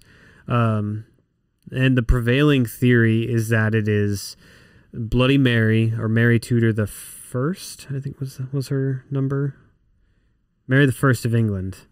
But it was Mary Tudor. But she was known as Bloody Mary in her life. Like that was a title that she held while she was alive, because she was known for executing Protestants for heresy and a bunch of other, like she mass murdered people. There's a bunch of drama with her dad. Like her dad was Henry VIII. Henry VIII, I am. Yeah, the famous king. What movie is that from, Ron? The Simpsons. No idea. Henry VIII, I am. I've been the Holy married 7 Grail times before. Movie was Monty Python and the Holy Grail. Whoopi Goldberg. Oh, I don't know. Is she in Monty Python and the Holy Grail? Ghost. The movie Ghost. Okay. That's what he does to annoy. That's what Patrick Swayze's character does to annoy the person to finally accept their help. Whoopi Goldberg. That sounds horrible. See, these are the kind of tangents you can look forward to on the Twisted 10. Yeah, exactly. Whoopi Goldberg made it into your list tonight, Josh. The Legend of Whoopi Goldberg is number 1, actually. That's the secret. It's top of the list. But for her notoriety, her reign was only 5 years long, from 1553 to 1558. So she went on this crazy religious reformation, just rampage, and was just executing people who didn't believe as she believed, and earned the title from her Protestant opponents, Bloody Mary. So she was known as Bloody Mary in her time. But the story of Bloody Mary, you say in front of the mirror and she'll show up and she'll kill you, or she'll give you wisdom, or she'll predict the future. So it's all over the place globally, like what this Bloody Mary entity does when it does show up in the mirror in the middle of the night when you say her name. So the other name that kept showing up was Mary Worth. Let me see. Yeah, Mary Worth. And she was a witch who was burned in Salem in Massachusetts. So I know I said this was a non-American list, but she kept coming up as like another explanation for Bloody Mary. I think your heritage location, putting it in England, kind of makes it outside the U.S. I think you did there. But that's what I'm saying. Is judges say thumbs up? Yes. Thumbs up. Thumbs up. Marcus Aurelius. So it's So those are the two like big names. So it might actually have an American origin, but the prevailing story, the story as I know it, is that it was Mary Tudor. Huh. Did you guys like? So I thought about it. I heard that story first. I lived in Germany, so I was in Europe as a kid when I like learned the Bloody Mary and the mirror thing as a child. Was huge in my lifetime? Yeah. So I was at this time I was in North Carolina, so living in Jacksonville, North Carolina, and my cousins and all of my other kids' friends that I hung out with, we all knew the story. And the trick is, I actually looked it up later as an older kid, like early internet days, like late high school days, of what the science is that went into it. But part of the Bloody Mary myth that I know of is that you have to continuously stare without moving your eyes at your picture, like your reflection in the mirror, for like 3 minutes. You cannot move your eyes, you cannot blink, you can't do anything. And what that actually does, there's a scientific theory behind all of this. You're supposed to stare at yourself in your own eyes and say Bloody Mary 3 times in the mirror while you're doing this, and in very low light. What's supposed to actually be happening is that your brain fills in motion and fills in it's almost like a sensory perception type of thing that happens after so much still imagery hasn't changed in your vision in low light. Your brain starts filling in gaps to make you think there's something there. It's like trying to process so much low light type of thing. So you start seeing things, like you start seeing shapes and patterns and movement when there's no movement. It's supposed to be this real, so the Bloody Mary side of it doesn't really have anything to do with that. However, your brain plays tricks on you, so you start to see movement where there is no movement, which is kind of cool. That is cool. I tried applying logic and science to it when I was a young teen, Adam, and I kind of ruined Bloody Mary for myself. But we did it as kids, man. We did all of it. We did Ouija boards, which I had a weird experience with a light bulb blowing up in the other room. Put that on the after show list. The light bulb blowing up. Ouija board light bulb. All right, gotcha. Well, so we've done the other things like that when I was a kid. I wasn't ever afraid to do any of that. Andrea will not let me hint about doing a fake seance or Ouija. She's very religious, so I respect that. But she doesn't want to mess around with the spirit world stuff at all. Like, not even at all. I always, for some reason, when I was a kid, correlated the Bloody Mary legend with the Candyman. I don't know why. What it was about those two that it connected in my head. Oh God, but I always think of one with the other for some reason. I don't know why. Ouiji. But it's one of those things, like Bloody Mary is like really polarizing though. Like, the details around it are different everywhere. Like, there's parts of the world where saying Bloody Mary is like to like good fortune. She'll show up and she'll tell you what's going to happen in your future, and it's like a good thing, a positive thing. Yeah, so it's all regional. So yeah, so number 5, Bloody Mary. Excuse me. We should do it. You guys want to do it? You turn the lights off and say Bloody Mary into a mirror down here. Okay. Ooh, maybe we should do that as a top 10. The top 10, like. I don't even know what you would call those things. Superstitions that you can perform, like urban legends or something. Top 10 non-American urban legends. That's it, Ron. That's the idea. You nailed it. I'm doing that next week. Yeah, I'm sure you probably are. Let me just lose this recording real quick, and I'll take it. Let me just lose the recording. No, true story. I see what you're saying though. That would be fun. Do that as like do them. Is that what you're saying? Yeah. Like go through the act. That would be fun. That'd be a good like Halloween thing. Dude, we just wrote our Halloween episode. All right, done. That's done. Claiming dibs for our Halloween release. Write that down somewhere. Oh yeah, good point. I will forget. I'm looking out for you, man. Discord may not let me forget though. All right. He's like, your wife's gonna kill you, broski. He's 100% right. This has to be recorded at your house, Josh. That's fine. I cannot invite those spirits into this house. My wife will disown me. That's fine. Man, brand new house. It's kind of funny. I was at the house by myself last night, hanging up fans, whatever, doing work, and we have like a motion activated toy that was up in our little playroom. Man, I'm by myself and it just kept going off. I'm like out back on the porch. All the lights are off in the house. It just keeps going off in the front room. Like, what the fuck's going on? Weird. It was weird. It's a little My Little Pony. And the worst part is it makes like a cackling laugh. It's supposed to like scare you when you like come up to it. It's like, ah, ha, ha. It was I needed company. I was alone by myself for most of yesterday. So anyways, number 4. Number 4 is coming from Japan. This is Kashina Reiko is her name. This is a more modern urban legend. So the story goes, Kashima Riko, she was abused at home, she was bullied at school, and she kind of, it's sad, and like the story goes, she gave in and she resolved to commit suicide to solve her problems. So she went down to her local train yard and she threw herself across the tracks, and the train ran over her and severed her body at her torso from her legs, and she didn't die immediately. And in just like the panic breakdown, she went to get her lower half and find her lower half, and she couldn't find it. She got like thrown or something in the story. So this torso presents itself as just like a torso and arms, and like to see her, she's like dragging around. Where was this again? What country? This was Japan. This was okay. Japan, yeah. So this is like Walking Dead scenes where you have just the upper half of a zombie crawling at your ass. That kind of scenario. Yeah, basically. But what makes this one interesting is that it goes back, predates the internet. That's an important detail because of what happens next. The legend spread because if you don't tell somebody about the story when you've heard it, she comes for you. You have 3 days to tell the story. So now me and Ron are fucked. Is that what you're saying? No, we have 3 days to tell the story. You have 3 days to share Kashima Riko's story. But not all is lost. If you do not tell somebody tomorrow, there is a chant. You chant Kashima-san 3 times when she shows up, and she will disappear.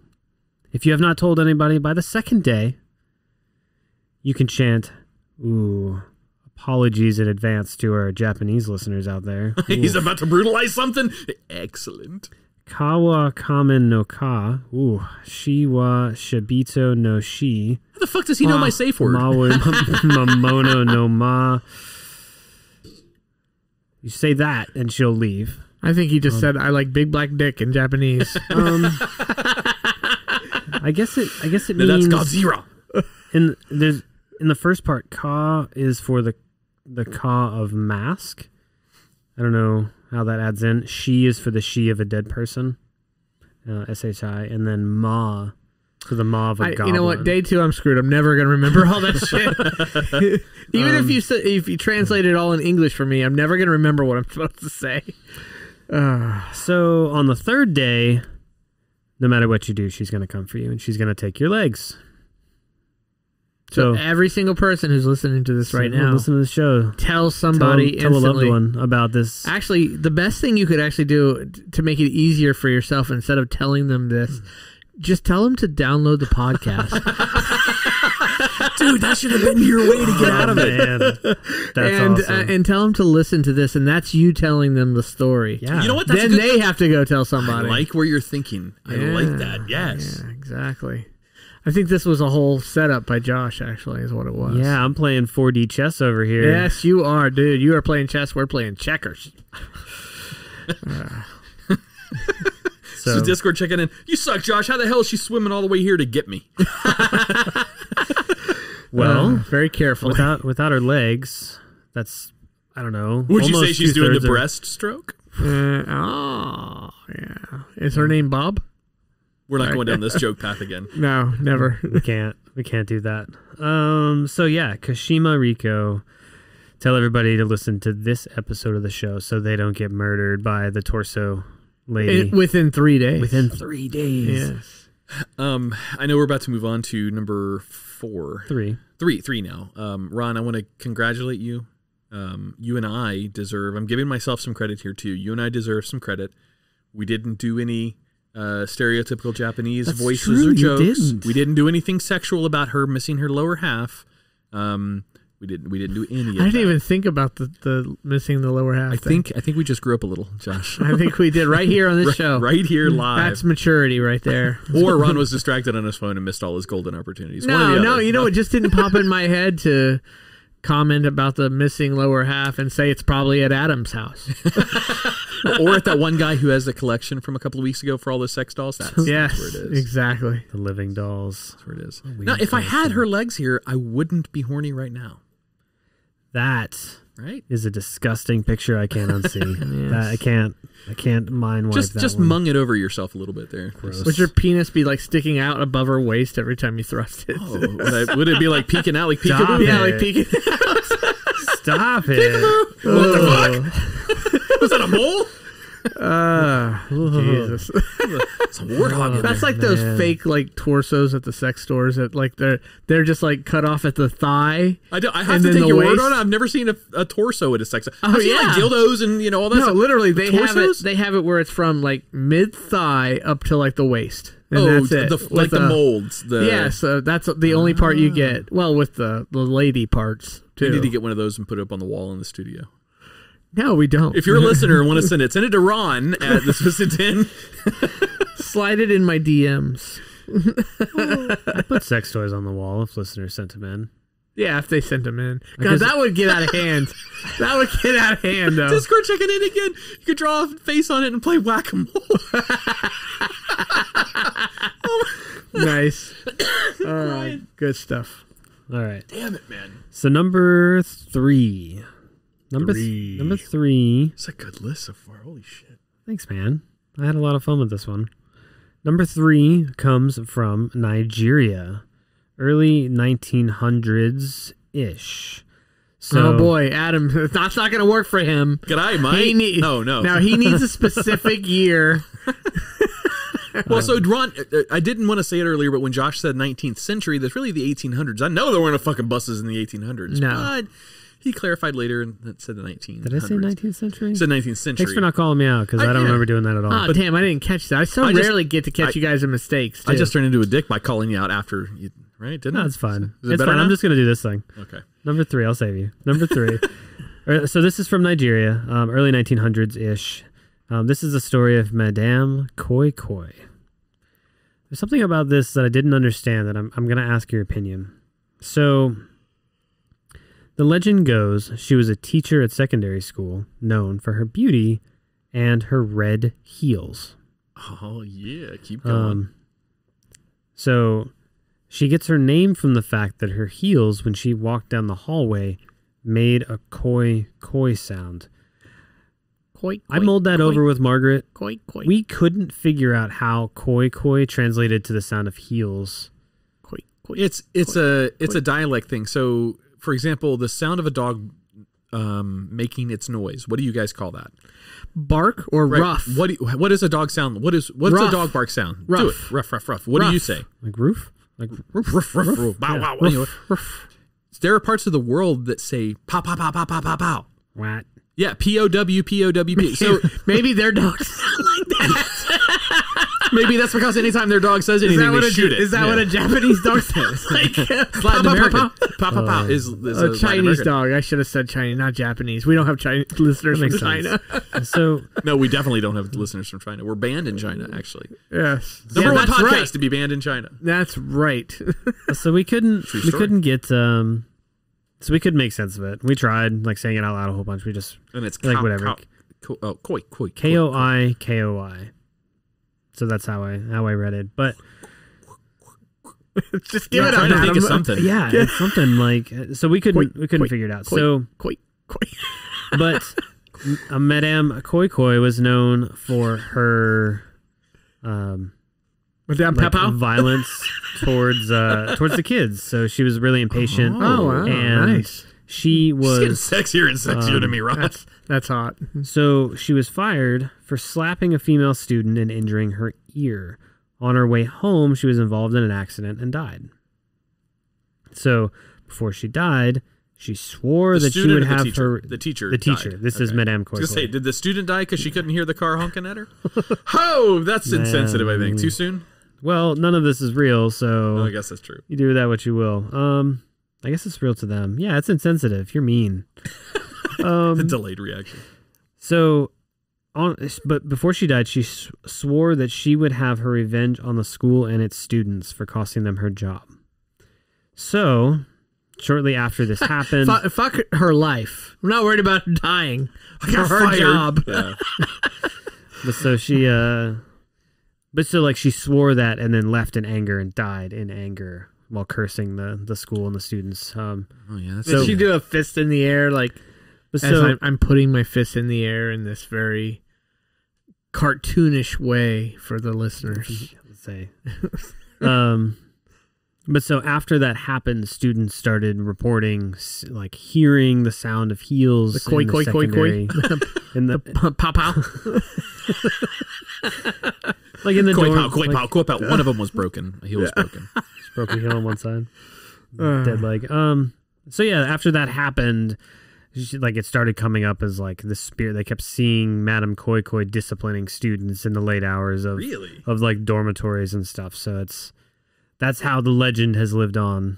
There was another very prominent story, almost exactly the same from Ghana.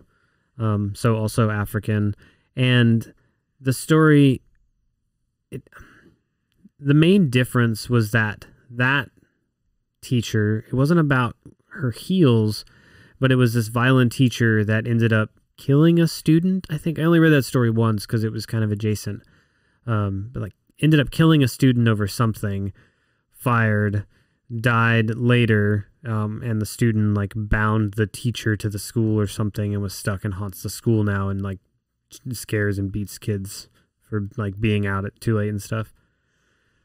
So very similar, but it was. Where close was the enough first one worth from? mention. Nigeria. Nigeria. You know, maybe this is a coincidence. What year is this supposed to? Early 1900s, you said? It was a car accident, so early 1900s. 1970s, then maybe 60s, 70s, 80s, somewhere in there, maybe. Cars? Yeah. Cars have been since 20s or 30s, Yeah. right? Well, 20s. all right. We've had cars for 100 years. I was trying to tie Did you this. think cars first came out in the 60s and 70s? No. It feels like that's what you thought. I was trying to tie this joke somehow because this sexy ghost haunts this school and is supposedly beating kids, koi-koing down the hallway.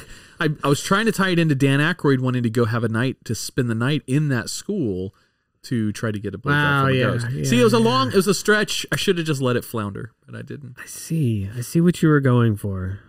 I'm trying to tie Dan Aykroyd into everything I do in my life. Hoping he comes on the show one day. That would be fucking Sure, awesome. yeah. He's been on Joe Rogan, but I don't think he's coming on this show. Well, I mean, once we get Joe Rogan on our show, anybody will come on our show, right? So let's just do it. Let's just call him. That's it. make I it don't know happen. how to get in touch with him. I already tried to find him on Twitter. I've emailed this show 5 times over the course of since we started this show. Who, I've emailed Rogan? Rogan show, yeah. Oh, a yeah, bunch. he's not coming. They don't even respond to the messages fuck you. Yeah. Even though our show is kick-ass. It's a good show, yeah, but we're not celebrities. We don't have any kind of pull. And we don't have a Spotify contract yet. Let's be honest. Yeah. We wouldn't help Rogan. Rogan would help us. We're obviously, not. We're not cool because we don't talk about wrestling all fucking day and shit. Neither does he. Oh, fucking half his shit he's got is about wrestling. The other half is boring ass comedians. I really don't like that show very much. About 1 out of every 10, 12 I enjoy, but mostly I'm not really. And I'm not doing a good job of encouraging him to come on either. Way to go, Ron. Oh, man. Now he's really not going to do the show. Yeah, no, he wasn't. He was on the edge. But Yeah, he was thinking about it till then. All right. Number 2. Ooh, number 2. The Baby Train is what this one is called. Come on, ride the train. I'll ride it. Baby train. Come on. Hey, that's a new Baby Shark right there. Baby train. Do. Well, no, you can't steal the copyrighted. Sure you can. It's YouTube. You I guess that's a good point. You just stole the other train song. What's the difference? God damn, you're right. All right. So the Baby Train, I actually have a date for this one. The first time it was written about was in 1939. This is an Australian urban legend. Good day, mate. Yeah. That's perfect. Yeah, it was course. Wait, and good day, mate. 1939. Oh, got it, yeah. Old, and then no. Don't touch the buttons, Adam. So it was first written down by Australian author and folklorist Bill Scott in his book The Long and the Short and the Tall, a collection of Australian yarns. Yeah, that's the whole title. Great, The Long and the Short book. and the Tall, a collection of book. Australian yarns. Yarns. Is yarns used in a different way there? I assume yarns means stories in this case. I'm gonna go with yes. That's my assumption. Fables, maybe? That is an This is the assumption. most boring book ever. This yarn is made of cotton and nylon. This one is red with a pinkish tinge. This one, when wrapped around a high heel, goes koi, koi, koi, koi, koi, koi. Pow, pow, pow, pow. All right. So the story goes that a little town on the coast just north of Sydney was reporting a birth rate that was 3 times the average for the rest of Australia. 3 times the average birth rate for this one woman. This one town. Oh, This one town. This one town had a birth rate, nothing otherwise abnormal, just their birth rate was 3 times that of the rest of the Australian I think I know where average. this is. It's just south of Sydney. It's called Fucks-a-Lot. Did you say this was an Australian yarn? Like YARN? Yes. God, I tried to put that in Google. It doesn't even know what the fuck I'm asking. Australian yarn made from didgeridoos or something. Australian. I don't know. But it was so unusual that the government sent someone out to the town to investigate what was going on. Why So, like, y'all fucking so much down here? but what was, they were trying to figure, why? Not good or bad, just like, That would be a good why? study to Yeah, do. like what's that going would- on in this town? Is it the waters? Like, is it there's like aphrodisiacs in the flowers? Like, what the fuck's going on? So they sent somebody to check it out. And when he got there, there was a lot of children, but otherwise normal. The schools were expanded to handle like makeshift schooling, but like schools were expanded for the growth of children, and the infrastructure was there. So it was a lot, but otherwise, nothing unusual. But after he was there for a few days, he finally put together what went into the report and what drove the legend. Is that there was a train that came into town at 5 a.m. and like blew the whistle, and it woke the small coastal town up, and it was just late enough that people just weren't going back to bed. They had extra free time in the morning and they were in bed. Oh, no shit. So the legend goes that happened, and that was what the government officially like left it at. Now it is a legend. There's really nothing to substantiate that, but I guess it's still like legend. So it's a in Pavlovian response in that town. When you hear the train horn at 5 a.m, you just fuck. Just get them fucked. That's amazing, actually. That's a cool sociology study. So Florida has this same thing, Josh. And this isn't a joke, Ron. I see where you're at. I see the eyebrows raising over there. Every hurricane that comes through the state of Florida, the areas of impact that require evacuation, all right, meaning Brevard County, as an example, would have to evacuate in the Category 3 or stronger storm that comes through. The county recommends that we evacuate. The coastal part, yeah. Yeah. Any part that requires evacuation. The evacuees, whatever they're called. The people who evacuate have a growth spurt of births. Like it's a boom, like a miniature little baby boom, because these people are all like vacationing for a week while their house is getting destroyed by a hurricane or something. It's an amazing, and it happens every hurricane in every part of Florida. That during the evacuated. lockdowns, there was like I imagine increased birth rate. So everything is up to include adoption of pets, like animals. Animal adoption rates are higher than they have ever been because people are home. Interesting. yeah, we asked when Margaret was pregnant with our first kid. We were like, when we had to change hospitals because we moved. When we went to the new doctor, first thing she asked is like, "Oh, what's your due date?" And we're like, "Oh, it's it's in May, whatever." She's like, "Oh, so it's not a hurricane baby." I guess the hospital was having scheduling issues because they had so many Hurricane Katrina babies. Oh, wow. That's amazing. Maybe it wasn't Katrina. I think it was later. Either way, it was the next really bad storm. But that was number 2. Before I do number 1, I'm going to give away a little bit of swag. Hell yeah. Let's do this. So if you're just joining us, there is a running giveaway right now on our Discord server. If you go to twisted10.com, there's a link on the right for Discord. You can join us. Come set up an account. It's free software, all that. Come join us. Go to the announcement channel. When you go there, there's a big message which basically says, react to this. And when we draw a name at the end of each episode during this giveaway time, we got a bunch of Manscaped stuff from our sponsor to give away. So Let's see. Adam, you described everything. What do we have? Yeah. So we're giving 3 things away tonight to one listener who has reacted. And the reaction that you have to do on that thing is anything, any kind of reaction. So add a smiley face or add a fucking middle finger or add any kind of reaction to that post will get you into this drawing. And we're literally waiting until Josh is ready to draw that random name out of there. Yep. I'm just double checking. So this, my names. again, is from Manscaped, our sponsor. We are giving away my absolute favorite product because I don't really know what it does. It's not a very good promotion for the sponsor, but I'm curious to know. I'm going to have to try some myself, I guess. It's called Manscaped Crop Reviver. Refreshing. Crop Reviver. It's ball toner. Yes, so it's ball toner for your boys. We're also giving away a foot deodorant spray, which, hey, you know what? If you got some stinky feet, might as well use it. And then my favorite... Is that in case you drop your nasty smelling pubes when you're shaving them on your feet? Now you need to spray your feet. I think the idea behind Manscaped is full head to toe for a man, the way to be more appealing to your significant other. It's just more well-groomed in some general. things we don't talk about, too. I use the shampoo, the body wash and the shampoo stuff. I use it, and Andrea loves it. Oh, do they have masturbation lotion, Josh? Is that what you're talking about? They do have great lotion, though. We are going to be giving some lotion away. Their lotions. The third thing for tonight is a full pack of crop mops. These are my favorite, and I have these upstairs. Are we giving all these away to different people? One listener right now. For one person who's reacted, is going to get these 3 items. Boom. Yeah. For the early adopters, the early reacts, we're... And there's going to be more. There's going to be more coming down the way, so they can continue to react. Yeah, this is one of many giveaways we're going to do. This is just our first. By the way, if you win tonight, you don't win any of the other small giveaways.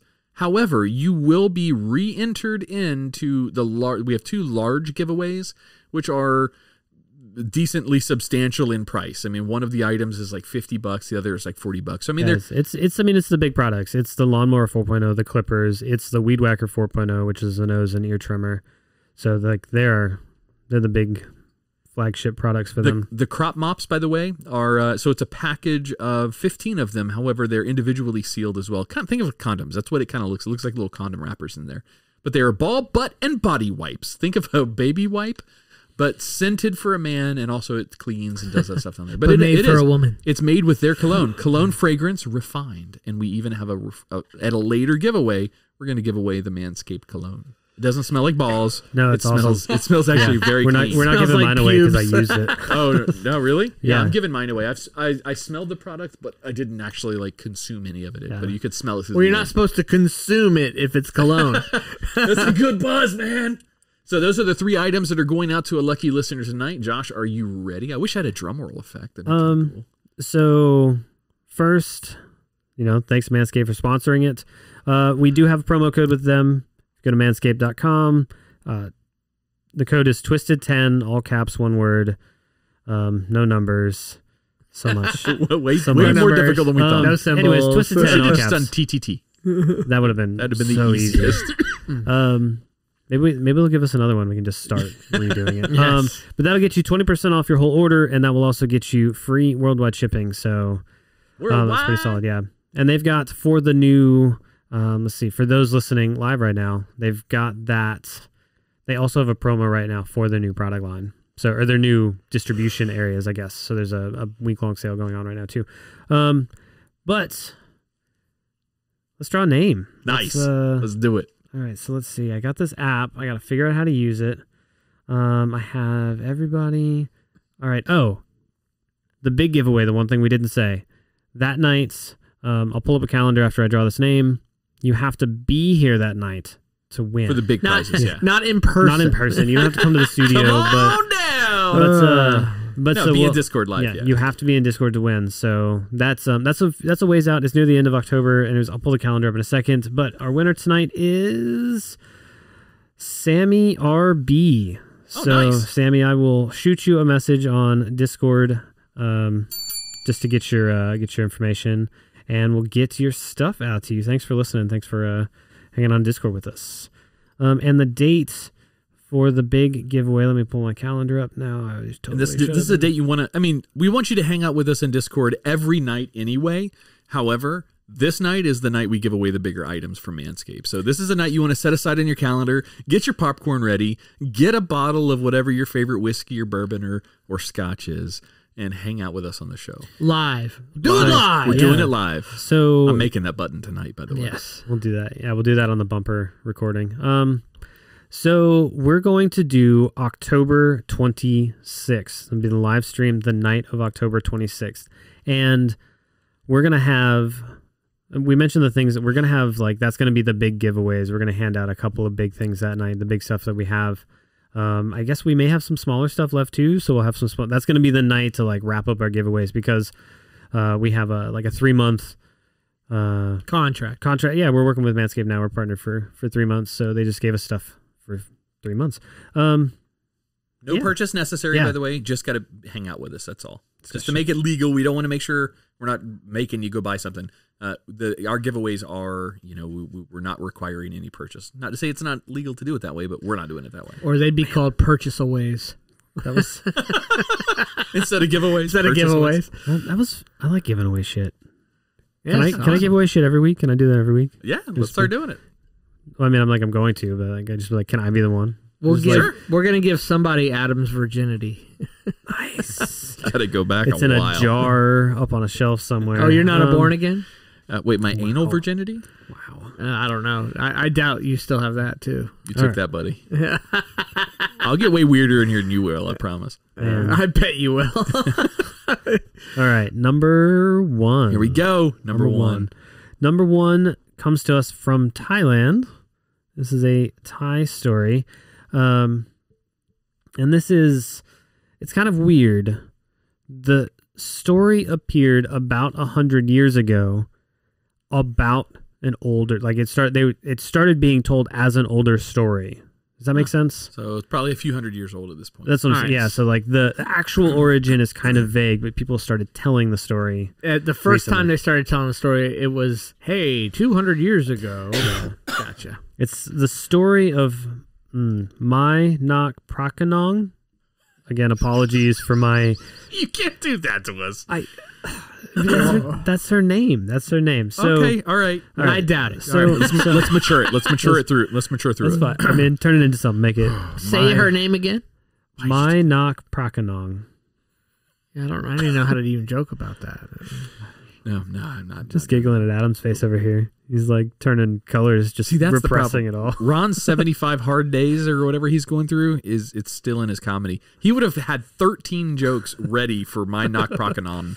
I don't. What jokes? Like, what am I going to joke about that? It's just a weird sounding name. So, all right. So the story goes that there was a beautiful young woman. Cool. And she went by Nak. That was the other thing. N-A-K. So I'm going to refer to her as that because that's much easier on my very Western tongue. She lived on the bank of the Prakanong River. She married a man named Mock, M-A-A-K. Mock? But during the war, he was drafted to fight for the country, leaving her at home alone when she was in labor, and her and the child both died in childbirth. Aw. Yeah. Story sucks so far. So far, not great. Story's awesome. But because of the love that she held for her husband, her spirit was bound to this plane. She stayed in her house. And it was just her and the baby. Is a baby ghost? Baby ghost, baby mom. But they stay. When they walk around, did it go quoik, quoik, quoik? God damn it. And so they stayed, haunted the house, I guess. Not in a scary way, though. The Mock, the husband, he returned back from the war, the ambiguous war that he was fighting in, and came right home, and they were there. Like, they were present and ethereal to him, and corporeal to him, not ethereal like ghosts are. So he lived with them for a while until... he caught on that never they were heard ghosts. either one of those fucking words. Corporeal? Or corporeal or ethereal. Never heard of those words. Like a ghost is ethereal. Like it's here but metaphysical, not here. not substantial. Not something's there, but there's nothing. You know what also isn't substantial? My vocabulary. Your vocabulary is ethereal, Ron. Yes, it really is. So the husband discovered that. She was a ghost. They were ghosts, and he fled. He fled to a temple that was nearby, and the spirit became furious, and just started tormenting the people nearby because she couldn't leave. She was bound to the house, but she started properly haunting people and tormenting people in the area. The mother or the baby or both? The mother. Oh, the mother. Okay. Yeah. Where was the baby at this time? Not a lot of talk. Suckled at her bosom. I guess it would be. What? How does a baby that has no... Do baby ghosts grow?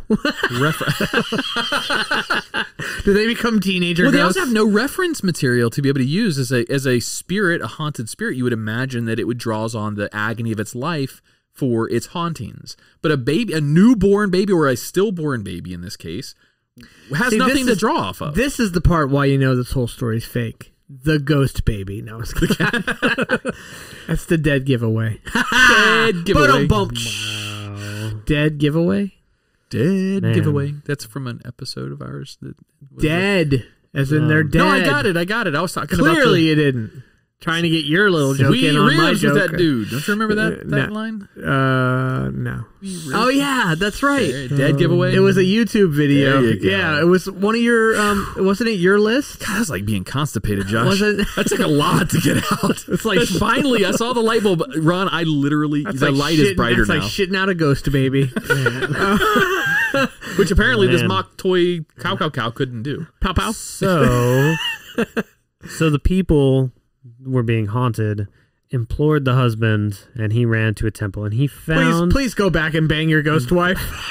She won't leave us alone. They found what was named, in this version of the story, the Reverend Moore Pie. He got that name because he was always asking for more pie. So it's M-O... I am the Reverend More Pie. You might know my brother, Reverend Hair Pie. So... that was a Revenge of the Nerds joke. It was... so it's spelled M-O-R... space. Doesn't matter how it's spelled. Hang on. P-I. M-O-R space P-I-I. So the other pronunciation was more P. And I couldn't decide which was more appropriate and which was going to get more laughter out of you two, and I nailed it. You picked the correct route. You took the right way there. But I guess that means ghost doctor. So it means something. So he went to the village, and he was able to defeat the evil spirit by cutting a piece of her forehead bone to make a buckle, and captured her spirit in a bottle and wrapped it with the belt buckle, or the belt and buckle. So it's, I guess the ritual is, got a piece of her forehead bone, trapped the spirit in a bottle, put this buckle that was made out of the chip of bone on a belt around the bottle, securing the spirit in a bottle. And What about the baby? Maybe the baby. So it's about like the mother. This contraption sounds like the prototype for the box that they caught the ghost in Ghostbusters. This was the original version. So I guess the baby didn't come back. So what I'm mixing up here, I'm like reading my notes while going back. So there was a movie that adapted this story, and the baby stays alive. And the father comes back to the mother and baby and lives with them. He figures out, I guess, because the baby's not aging, they're not real, puts it together, whatever, bails. Huh. That sounds kind of cool, actually. Yeah. Or if you go to the other extreme end of this, and I'm going to throw this a little up the Discord for this reference here, but I'm exaggerating their reference here. If you go to the other extreme, have you guys seen movies like Human Centipede, these gore movies that are I know horrible? it, but I do not want to watch Human Centipede. Maybe in this story, the baby was still halfway out of the ghost mama. That she's haunting houses, and it's a half delivered baby. Oh, right? It's fucking scary, right? God, that's horrible. It's horrible. That's gross, Horrible. Adam. Yeah. Well, they both died in childbirth. He says it. He's like, oh my God, that's horrible. Like someone else fucking said it. You're the one that said it. No, I threw my shame over to Discord. I won't name who said it. Discord said it. Okay, now it to makes Discord. sense. Yeah, whoever said that in Discord. But You need help. So I put a shrine was later built in the, I'm not even going to try this one, but in the town, or in the shrine where she was believed to be buried, a shrine was put up in her honor. But the shrine is interesting. She's not remembered as an evil spirit. She's remembered as a benevolent. People go there for blessings and stuff because she's a figure of love versus they focus on the love portion that bound her to this plane, not the anger that she felt when her husband left, when he figured out what had happened and she was tormented. So they built the shrine to be house-like. So it's kind of set up like rooms, and the offering as the practice goes, of course, they go to these shrines with offerings for blessings from that specific spirit or figure or deity. And they bring, in this case, diapers and formula and like baby toys and supplies. There's modern entertainment as the radio. Do they have a supplies party? A surprise party? Couldn't go the whole night. You couldn't go the whole night without it. Adam got it. I got it immediately. Has it rung in yet, Josh? Adam gave me the dad eyes on that one. Oh, you got him. Yeah. Josh still doesn't get explain. Joke it to him. No, because those who get it are laughing, and those who don't get it, if I describe it, it sounds way more racist. You're going to leave it nebulous. I'm going to leave it nebulous. Supplies! Okay, go ahead. So what's kind of interesting is there's a TV in the shrine that's always on. So it's like playing entertainment for the kid and for children and for this mom who's by herself to calm the angry spirit, and that's like bring offerings, and they go to her for like blessings. There's a caveat, and this is a real thing, or a real part of the shrine. Expectant mothers are not recommended. They tell expectant mothers to not go into the shrine to make offering because of how she died. That's creepy. I did hear about that the shrine that was built though. That part did kind of resonate because the story was a little bit familiar. The mayor of that particular town who put that together, who orchestrated that, got the funding for it. I don't remember his full name, but it's something like Plenty of Pie. That's his name. Boy, that was a long way to go. Stretch. Yeah. Stretch pie. That was stretch pie, less pie. Oh, man. Good list, though, dude. Yeah, that was fucking great. That was dude. awesome. Yeah, I had a lot of... I don't usually get laughing so hard that it's choking my ass up in the studio. My favorite out of all these legends is definitely the Chupacabra. I don't know. I've always liked that one. So I've watched stuff on it before. It's fun. Yeah, the animal changes. Like, it's even had 6 legs in some stories. Like, it's an animal straight out of Avatar. Like one of those things. It fucks with its tail tendrils, those types of... Yeah, it has evolved over the centuries of people telling that story. Avatar, is that movie they've been working on the sequel for like 17 years now? Dude, Ron Cameron? Ron Canniff? I thought it was James Cameron. James Cameron. Get off your ass already, dude. Holy shit. I got you. COVID was 2 years of the last 30, but you can make a sequel to your damn movie already. They've been saying that sequel was going to come out for like 4 years in a row. I don't know what's going on with that. I am completely ready for a sequel to the show. I'm starting to think that the sequels of Avatar is like an urban legend. Started in 2011, North America. On the next Twisted 10, the movies that you knew were going to get sequels that were never really planned. This isn't. Well, you know what? I'll talk about it. I was going to think about another urban legend that I like, but we'll talk about it in the after show. It's an American one. I'm pretty sure it would be an American one. I don't actually know, but I think so. Well, I have no context yet, so this is on you. Yeah. We'll talk about it in the after show. All right, cool. Dude, fucking great list. Thank you. Patreon, the council members, thank you guys very much for hanging out with us in the show tonight. To our new listeners that have joined us in Discord tonight, you guys are fucking awesome. We appreciate you. Omar, you're my boy Blue. Yeah, thanks for hanging out, dude. And I mean Poker Daddy. I apologize. Poker Daddy. Poker Daddy. And to Sammy RB, congrats on your swag. Yeah. We will get in touch with you. Josh will reach out to you through Discord, get your mailing address and information, and we'll just drop ship your shit out to you. How much are we charging them for shipping? Like $76. $70? Yeah, okay, yeah, it sounds good. Yeah, that'll be about... That's a joke. Yeah. You could just say JK at the end of it. JK. You sound younger if you do. Older? I never sound younger. JK. Well, gentlemen, are you guys ready to go to the after show? We have a hell of a list of topics for the after show tonight. It's gonna be fun. Yes, let's do it. All right. On behalf of the Twisted 10, thank you very much for listening to another episode. I've been Adam. I have been Ron. And to our has-been host for the night, who's into more pie. Our has-been. He's a has-been host. Presently, Josh, I think. Thank you guys for listening. We're going to go record the after show. Go check out twisted10.com. Sign up to become a council member. And get in there for those giveaways. More pie. Koi, koi, koi, koi, koi, koi, koi, koi.